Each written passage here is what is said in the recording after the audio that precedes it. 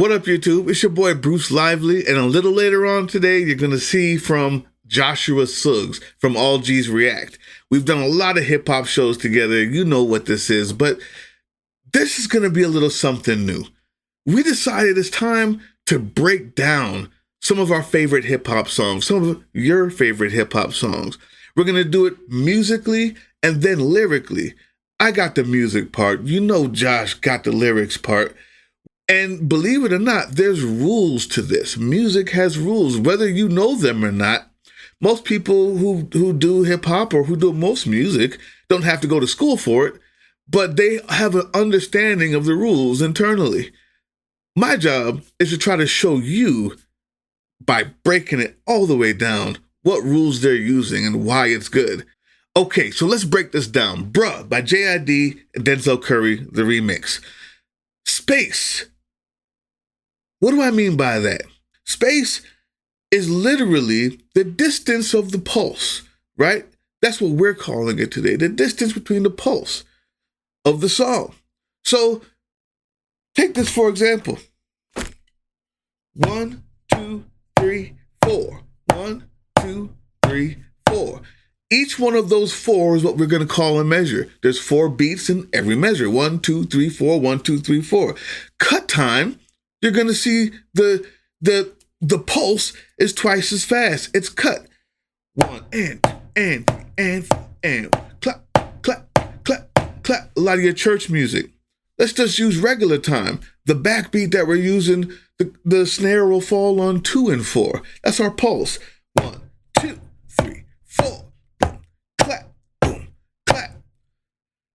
The time is the same speed, but the pulse is different where you put that snare. But they use something called halftime to create a lot of space in between the pulses so they can play with it using syncopation and accents. We're going to talk about that in a minute. Take a listen to this and watch where the snare falls. Dance it, I'm back again. The whoop ass, the block a blast from the ratchet man. The maddest blackest. The time never changed, but the space they created by putting the snare drum and the bass drum and the pulse on half time, meaning that the snare is not on every 2 and 4. The snare is not on all the ands, 1 and 2 and 3 and. The snare actually falls just once in every measure on beat 3. 1, 2, 3, 4. 1, 2, 3, 4. Lad in a savage land, the grab and dash. That creates so much space in between the pulses that they can play with. So now we got the beat.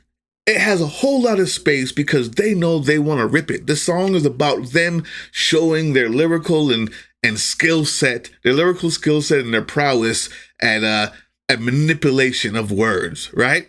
So they wanted a song with a lot of space so that they can play inside of it. One way that they take advantage of all that space is called syncopation. Syncopation is repeating a pattern at different places in the beat. What does that mean? Well, look here what J.I.D. does. Blast from the ratchet man, the maddest blackest lad in a savage land. The grab and dash and crashing your daddy's van. The pattern is this. By itself, it doesn't sound that big a deal, but when this is your tempo,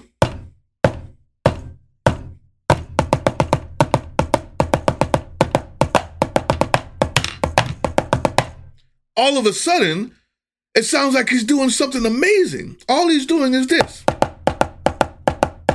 Because of syncopation, that double pattern that's repeating, da-ba-ba-ba-ba-ba-ba-ba, repeats in a different, it starts in a different place of the beat every time he starts it.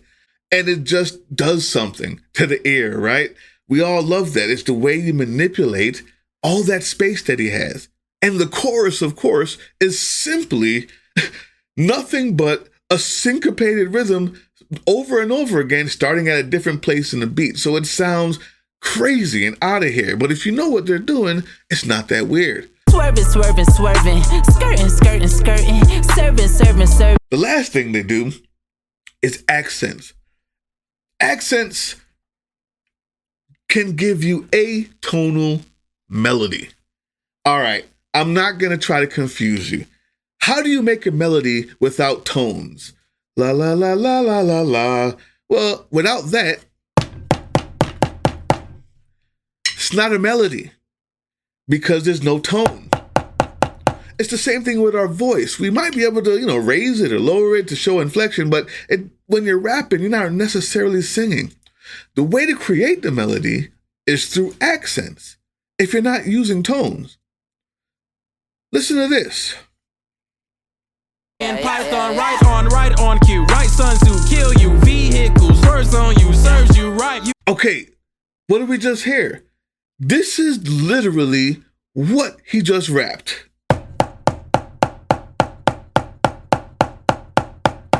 It was all eighth notes, 1 and 2 and 3 and 4 and 1 and 2 and 3 and 4 and, right? But the accents created a melody that made your ears perk up.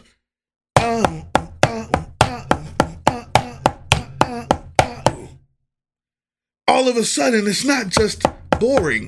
The accents created the melody.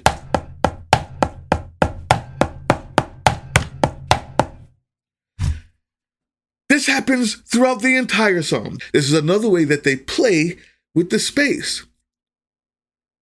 Accents going straight into syncopation.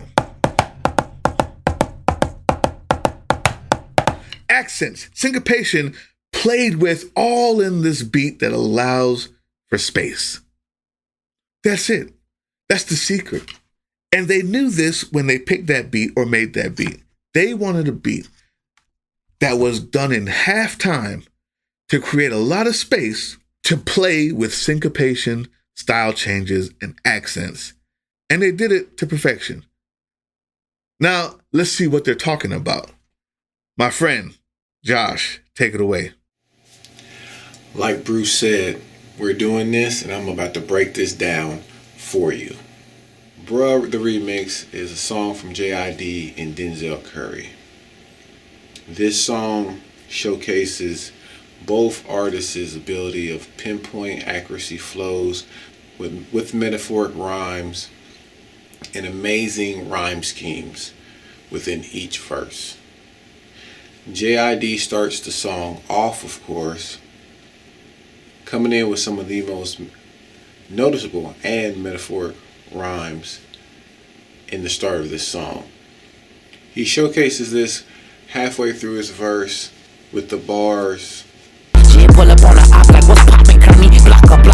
which is a reference to the culture favorite movie Paid in Full. I'm not trying to pull over to the side. Right around here. Why we got kind of hoe? You got fuck? paper? What? I'm right here. What's poppin', Kermit? His next notable lines are, I done did wrong, someone send me up vertically, horizontally, read me a passage from Deuteronomy. which is a verbal representation of the cross. And the mentioning of Deuteronomy is supposed to be the first foreshadowing book of the Bible that talks about the coming of Christ. He closes out his verse talking about the different statuses and changes of the black man, starting with the pyramid and the creation by black men of such a wonder, down to the killer, the robber, who's scratching off the serial numbers on his gun, to the mover and the dope boy who's delivering packages, picking up the money, all the way down to what he called the ass man, which is the man who therefore makes money and also puts money into women. The second verse starts with Denzel Curry coming in with amazing wordplay and with some of the most noticeable rhymes also from him, Right sons who kill you. which is a reference to the book, The Art of War. Next, he drops bars like this, The fish in a skillet, hook and a line in a time when I really like films. referencing the fish in the skillet, also talking about the way that the line is done on the hook and the reel in which you reel in fish, but also using the reel for the way that movies were on reels as well. Then going into movies, of course, movies on reels. Groovy, Jukey, Scooby. Junkie was a saying from one of the characters from Scooby, before he then begins to exit out of his verse with some amazing metaphorical bars and word placement. He then throws in some Harry Potter references with this. Together like Harry and Ron, treat the microphone the same as the one. And then his wordplay switch of Magic Maxi Pad, Denzel Lust for Blood. So we all know that a maxi pad is used for a woman when she's on her cycle. Lust being that you lust for that part of that woman, and the blood. Of course, you all know that it was genius. It's just the way he put the wording, which just made it even better. And finishing it out with these bars here, Made you half a man, but not a sag. where he's referencing that he made you half a man but not a sag, and he's talking about Sagittarius, which is a half man, half horse. So basically half the man's body is what he hit you with to make you half a man. Okay? Then the word switching of Clint Eastwood. I killed the good and bad, but the flow is ugly. The good, the bad, the ugly. Of course, the movie reference. Ending it with J.I.D, Zell, Scorpion to Sub-Zero. And of course, the last line referencing himself, J.I.D, and himself, Zell, Denzel, to Scorpion and Sub-Zero, which are two deadly fighters within Mortal Kombat, but one being hot and one being as cold as ice. So basically J.I.D being able to spit flames and him being as cold as ice. That is your breakdown.